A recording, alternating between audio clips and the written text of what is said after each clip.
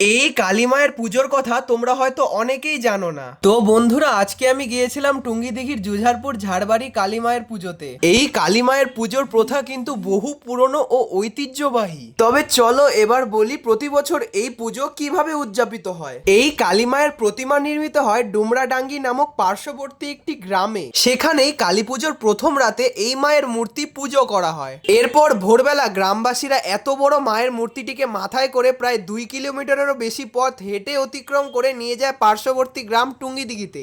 এরপর মায়ের মূর্তিটিকে সেখানে স্থাপন করা হয় এবং তারপর চলে সারা দিন ও রাত ধরে পুজো।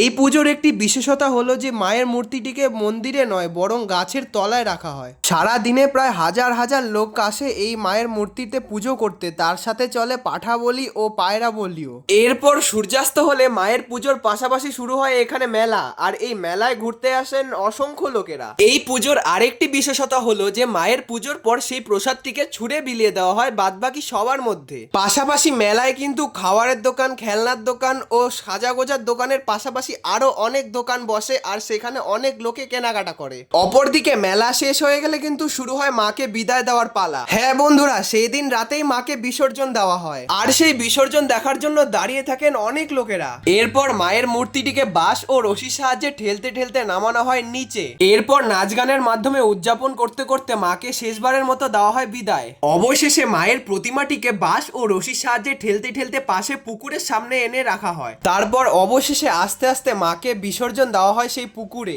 তারপর চলে পুনরায় 1 বছরের অপেক্ষা। তোমরা কারা কারা এই মাকে দর্শন করতে এসেছিলে অবশ্যই কিন্তু কমেন্ট সেকশনে জানাবে।